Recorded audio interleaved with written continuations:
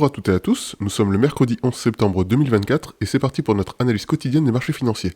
Alors comme d'habitude on se rend tout de suite sur Signaux et on va regarder un petit peu ce qu'on a aujourd'hui. On commence avec le Forex, on voit de l'euro contre du dollar en 4 heures. On a une belle tendance ici, bien bullish, avec une belle opportunité ici pour passer acheteur, je dirais même potentiellement en marché. On va quand même préférer utiliser l'opportunité, donc on va se placer ici acheteur à 1,1056, on va mettre un stop loss à 1,1030 et on va aller chercher un take profit autour de 1,1282. De l'euro contre de la livre en 1 heure, ici on a une tendance de court terme qui est en train de se former, malheureusement ici ces deux points sont trop proches pour moi, donc je vais passer mon chemin là-dessus. Dollar US contre yen en 1 heure, ici on a une tendance de court terme qui est en cours de formation, ici on voit qu'on n'a pas encore réellement atteint un second point, donc on va passer notre chemin là-dessus. Dollar néo-zélandais contre dollar US en 1 heure, ici on peut considérer cette tendance comme étant valide, on voit qu'il y a eu un second point ici qui a été atteint, donc on va passer ici acheteur à 0,6161, stop loss 0,6142, take profit 0,6332, donc là c'est majoritairement pour les intradés. Dollar australien contre dollar US en 4 heures, alors on a une tendance qui peut être considérée comme étant valide, néanmoins il y a quand même deux choses qui m'embêtent, 1, la pente est trop accentuée vers le bas, 2, les points sont vraiment rapprochés en haut et en bas, donc pour ma part je vais passer mon chemin sur cette opportunité et cette tendance. Au niveau des cryptos on a du Bitcoin en 1 heure, alors je vois une tendance qui est en cours de formation mais qui est un petit peu moche, donc je vais pas tenir compte de cette tendance pour le moment, on va passer notre chemin. Ethereum en 1 heure, on voit une tendance qui s'est bien formée ici pour les intradés,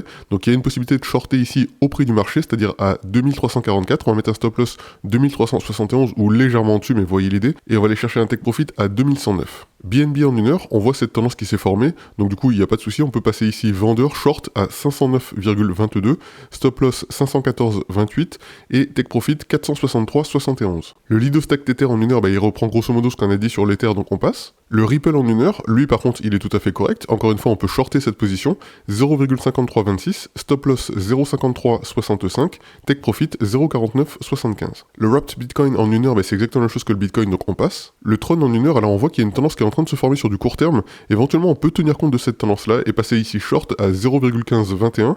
stop loss 0,1529, take profit 0,1441. Le Chainlink en 1 heure, on voit une tendance ici qui n'est pas très claire, pas bien définie, donc je vais passer mon chemin là-dessus. Le NIR Protocol en 1 heure, on voit qu'il y a une tendance qui est plutôt en cours de formation là. Bon, on a certes un troisième point qui peut être considéré ici comme étant déjà atteint, on pourrait éventuellement shorter ça ici à 3,92, aller chercher un stop loss à 3,995 et take profit à 3,262. Au niveau des actions, on a du Apple en 4 heures, alors on voit une tendance de moyen terme qui est en train de se définir, malheureusement ici on a deux points trop rapprochés, donc je vais rester en dehors de cette tendance et de cette opportunité. PayPal en 1 heure, ici on voit une tendance qui est pas vraiment valide pour moi, ici d'abord ça c'est pas un point vraiment plus bas, et en plus de ça on n'a pas vraiment formé ici un second point, donc on va rester en dehors de cette tendance et de cette opportunité pour le moment. Carrefour en 1 heure, ici on a une tendance avec un cône ouvrant, et deux points qui selon moi sont un peu rapprochés, donc je vais pas vraiment tenir compte encore une fois de cette tendance. Vinci en 1 heure, on a une tendance ici qui est bien bullish, et on voit un cône légèrement fermant, avec un dépassement probablement d'une valeur de résistance ici autour de 108, donc je dirais qu'ici il y a une bonne opportunité, mais non pas pour passer vendeur ici, plutôt pour passer acheteur, si jamais on vient se recaler sur le bas de la tendance autour de 108,96, donc pas pour l'instant, mais affaire à suivre. Veolia en 1 heure, on peut pas vraiment tenir compte en fait de cette tendance, d'abord parce que ici c'est un cône ouvrant,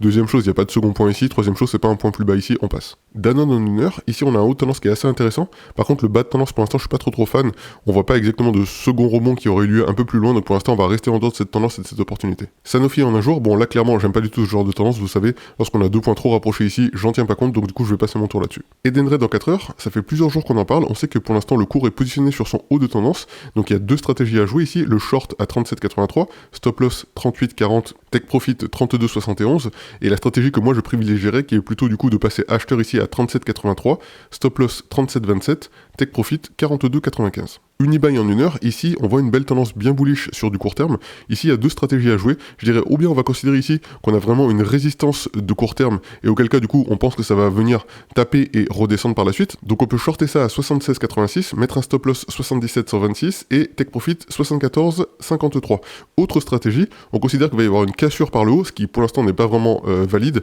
et dans ces cas-là serait plutôt l'idée de passer acheteur ici à 76,86, stop loss 76,60, take profit 79,19. Au niveau du futur, on a de l'or en 4 heures, on voit que l'or est en train de tenter de casser par le haut son haut de tendance, pour l'instant ça a l'air d'être toujours valide, donc du coup si vous avez suivi depuis ces dernières semaines, on a dit sans arrêt acheter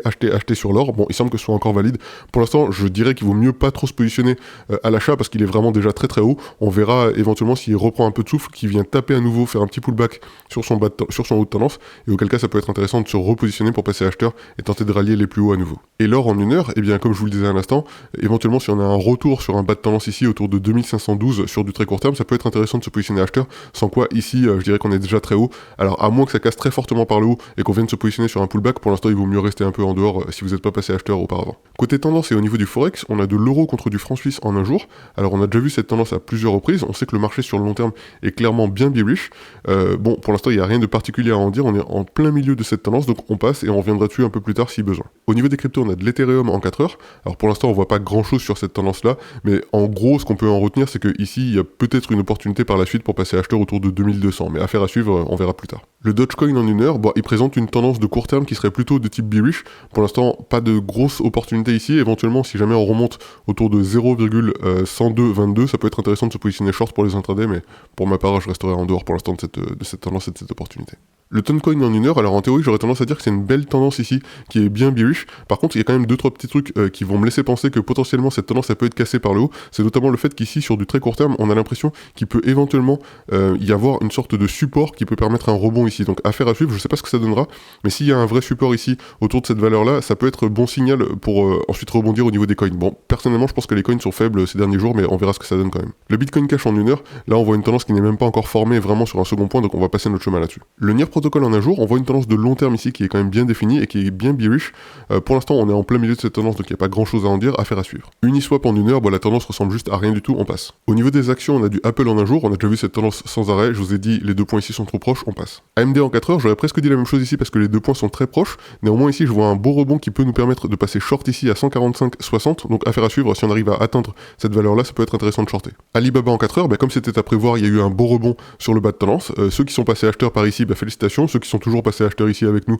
tant mieux, vous êtes déjà en gain, et puis on va aller chercher encore une fois le take profit autour de 87,71. Orange en 4 heures, on a une tendance de moyen terme qui est quand même pas mal ici, qui se définit avec plusieurs points ici de rebond, celui-là n'est pas vraiment très explicite, mais par contre ceux-là sont assez intéressants, pareil le haut a bien rebondi, éventuellement s'il y a une opportunité ici pour passer acheteur à 10,4281, ça peut être intéressant pour les intradés notamment, donc affaire à suivre. Ruby en une heure, on voit une tendance ici qui n'est pas du tout définie, 2 points trop proches, pas de second point ici, on passe. Safran en un jour, on a déjà vu cette tendance encore une fois à plusieurs reprises, je vous avais dit que moi j'aurais même tendance ici à tracer une sorte de droite à la main, et du coup on est potentiellement sur cette droite, donc ça peut être intéressant ici pour ceux qui sont vraiment très agressifs sur ce cours, de venir shorter à 196,15 au prix du marché, et de tenter de rallier du coup le bas de tendance ici autour de 183,98. Il y a une belle marge à voir si vous voulez shorter cette action. ArcelorMittal en un jour, bon ici on a déjà vu cette tendance, on voit que le cours est en train de redescendre, on passe, il n'y a rien de particulier à en dire. Au niveau des indices, on a du Nasdaq en une heure qui pour l'instant ne présente pas de signal vraiment très clair, on voit une tendance légèrement bearish sur de très court terme, bon ok, on est en plein milieu, affaire à suivre. Le S&P 500 en 4 heures par contre lui est assez intéressant, on voit qu'il y a eu un bon rebond ici sur ce pic bas,